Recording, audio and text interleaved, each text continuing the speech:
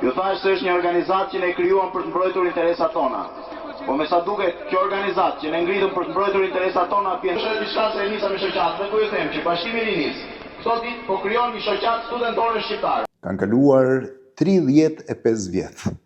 Shpeshherë kur shoh veten në këtë video me zërin shumë të hollë, me pamjen shumë naive, padyshim me flok në atë kohë, më duket shumë e çuditshme, më duket sikur ka ndodhur dje.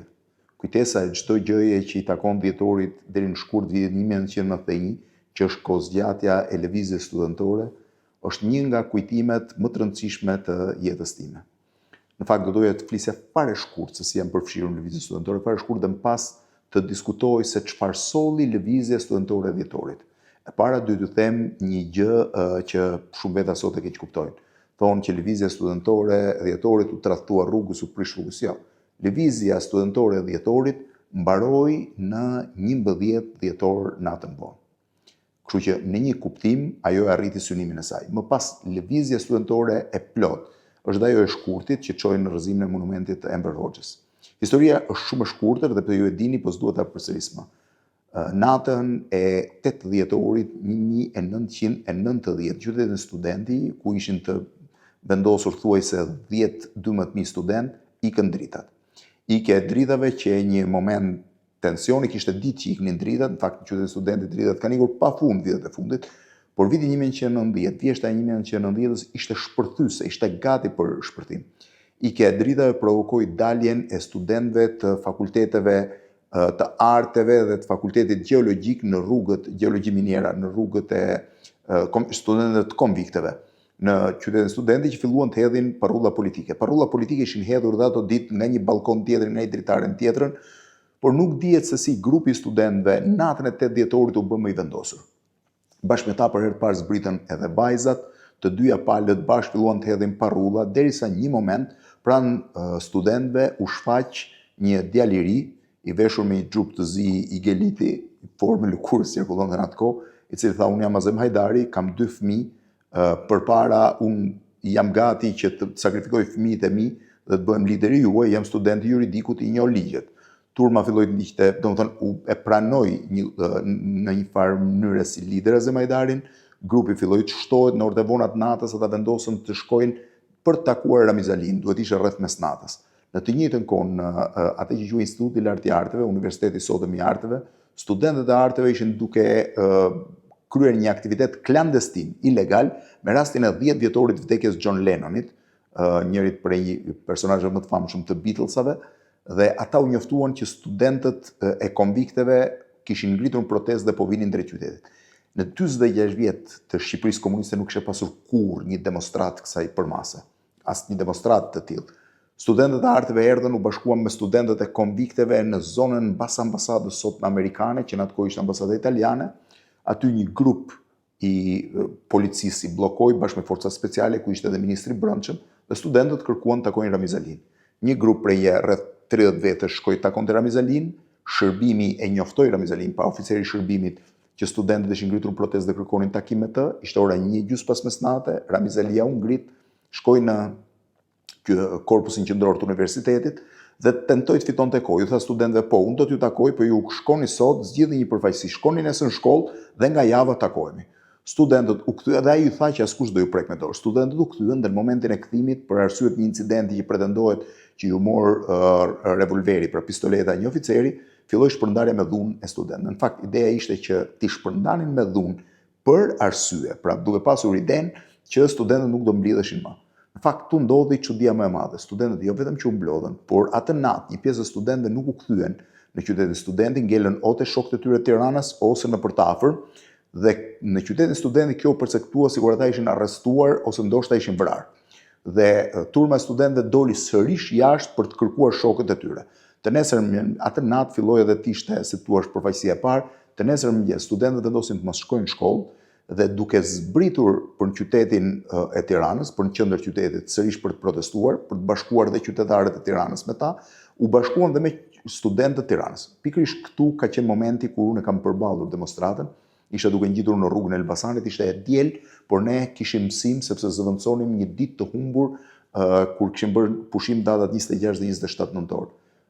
Kur arrita në hyrje të rrugës Elbasanit, dëgjova britma, që e parë që më shkojnë mend është demonstrat, po demonstrat ishte pa imagjinueshëm. Pse mendova që mund të ishte një ndeshje futbolli, derisa vajzat e vitit parë të fakultetit filologjik që po zbrisin thanë largohu se është demonstrat.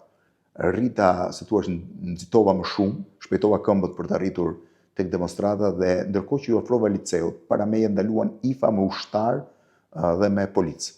Hedhja e ushtarëve nga karroceria IFës në tokë me atë zhurmën tipike të kputcëve të tyre kur hidheshin me vrull, më krijoi me një lloj një frikë të tmerrshme, më dridheshin këmbët nga gjunjët, nga tmerri. Ishte përballë gjithë aparati i dhunës i regjimit komunist. Ndërkohë pash që mbas kthesës që vinte para ambasadës sot me amerikanë aty kur kthehesh për nga stadiumi, mbriti rreshti i parë i studentëve, ishin 4 veta, njëri prej tyre ishte Azem Hajdari, 2 tjerët më kanë thënë më pas që ishte një vajzë dhe një djalë, ndërsa personi i 4 ishte një shoku im i kursit, Artan Miraka, një nga djemt më të urtë dhe më pa fjalë që unë kisha parë në kurs. Të 4 shtrëngoheshin për krash me njëri tjetrin që askush mos ikte dhe kishin nofulla të shtrënguar. Kur pash shokun tim të kursit, çdo lloj frike më fshi. U rrotullova nga mbrapa, u futa nga qyteti studentit dhe u bashkova protestuesve. Për rreth 2 orë gjys kemi ndetur bllokuar te liceu në një nga momentet më të bukura të jetës time. Për fat keq ajo është filmuar nga policia, po askush nuk i ka gjetur më filmimet dhe as fotot e asaj proteste. Diku rreth orës 2 filluan të na shpërndajnë me dhunë, me forcë. Ishte e tmerrshme, studentët ecnin në një fushë mes ambasadës sot me amerikane dhe rezidencës ambasadorit italian, sot janë ndërtuar pallate, dhe duke ikur aty hodhën librat e shkollës, nuk kishin çanta, kishin libra në sjellull, i hodhën që të vraponin më shpejt. Ndërkohë kishte vajzat plagosura, djemt plagosur dhe këtu ndodhi një nga mrekullitë. Të gjitha shtëpitë pas ambasadës sot me amerikane, ambasadës dikushme italiane, hapën dyert për studentët, edhe pse ishin familje të lidhura me regjimin komunist, hapën dyert dhe i fshehën studentët. Sidomos studentët e Tiranës, ndërkohë studentët e konvikteve u tërhoqën në rrugën e konvikteve gati informacion luftimi. Kjo e detyroi policinë që të mos ndërhynte në qytetin studenti. Atë natë më pas u ngjitën intelektual të tjerë në qytetin studenti që u bashkuan lëvizjes, Besnik Mustafaj, Sali Berisha, Gramos Pashko, edhe intelektual të tjerë.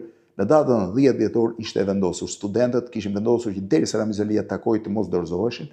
Zgjati një protestë, në datën 10 u bashkuan prindër të cilët erdhën për të marrë fëmijë dhe pastaj vendosën që të rrinin dhe ata aty për të mbrojtur fëmijët e tyre. Ndërkohë që qendrat e punës në datën 10 vendosën që të bllokonin punën derisa kërkesat e studentëve të plotësoheshin. Në datën 10 u bë dhe lista parë e kërkesave, ku për herë të parë doli në pa dhe fjala pluralizëm. Në datën 11 dhjetor në mëngjes, lëvizja pothuajse i kishte marrë formën e saj. Ramiz Alia kishte planuar një takim në orën 6 pasdite në pallatin e brigadave, studentët kishin zgjedhur përfaqësinë. Pika e 4 e kërkesave të studentëve thoshte: kërkojmë pluralizëm demokratik si forma më e madhe dhe më e lartë e demokracisë. Si pasojë kërkojmë ngritjen dhe legalizimin e shoqatës së studentëve dhe intelektualëve të rinj, e cila do të paraqitet për legalizim në Ministrinë e Drejtësisë. Kërkesat e studentëve mbylleshin me një fjalë monumentale: ju bëjmë thirrje të gjithë intelektualëve, njerëzve të ndershëm, atyre që e duan Shqipërinë, të mbështesin kërkesat tona dhe të bashkohen me ne. Në fakt, në datën 11 në mbrëmje, e gjithë Tirana ishte në qytetin studenti. Por në ato momente, Ramiz Alia po bënte një plenium në të cilin vendosi që të sankciononte pluralizmin politik. E hodhin votim, vetëm 2 veta votuan kundër, pjesa tjetër e pranoi sepse ishte kusht. Në orën 6 përfaqësia studentëve u takuan në një takim i cili u transmetua në mbrëmje në televizionin publik i gjithë. Në orën 20, televizioni 20:00, televizioni shtetëror dha lajmin që pluralizmi ishte pranuar.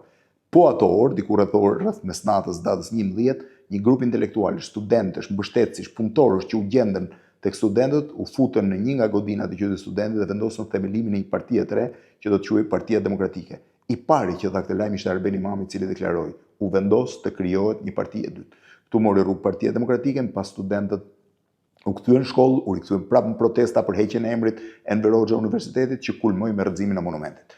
Po pse lëvizja studentore e dhjetorit 90 është një nga më të rëndësishmet në historinë 113 vjeçare të shtetit shqiptar? Është sepse shteti shqiptar ka krijuar klasën e tij politike në 3 faza. Klasa e parë politike është ajo e pavarësisë së Shqipërisë, e cila shpalli pavarësinë e Shqipërisë dhe drejtoi Shqipërinë deri rreth vitin 1944. Ahmet Zogu ishte një nga anëtarët e Kongresit të Pavarësisë në Kuvendin e Pavarësisë në Vlorë, shumë personazhe të tjerë. Në 1944 kjo klasë u nxor prodhumshëm nga jeta politike prej komunistëve, cilët erdhen dhe 1944 krijoi klasën e dytë politike, që qëndrojnë pushtet me ndryshimet deri në vitin 1990. Në 1990 u krijua klasa e tretë politike, kjo që ne kemi sot, pavarësisht ndryshimeve, se flas si filozofi politike, jo si vetëm si emra, edhe pse si emra ende vijojnë tjetë, duke krijuar klasën e re të periudhës postkomuniste në Shqipëri. Njëkohësisht, lëvizja e studentëve është një nga momentet më të rëndësishme të historisë shqiptarëve, sepse është një lëvizje krejtësisht, po e quaj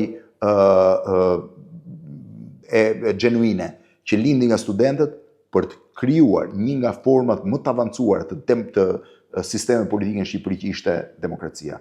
Ndaj nuk harroj kurrë, dhe po e mbyll prapë me këto pamje të një prej fjalimeve të mia të asaj kohe. Të atyre 4 ditëve që ishin ditët më të lumtura të jetës time. Studentët kërkuan pluralizëm dhe e fituan, kështu që lëvizja e dhjetorit mbaroi atë mbrëmje. Ju thash se është një organizatë që ne krijuam për të mbrojtur interesat tona. Po me sa duket, kjo organizatë që ne ngritëm për të mbrojtur interesat tona, është diçka se e nisa me shoqatën, dhe ku ju them që Bashkimi i Rinisë sot ditë po krijon një shoqatë studentore shqiptare.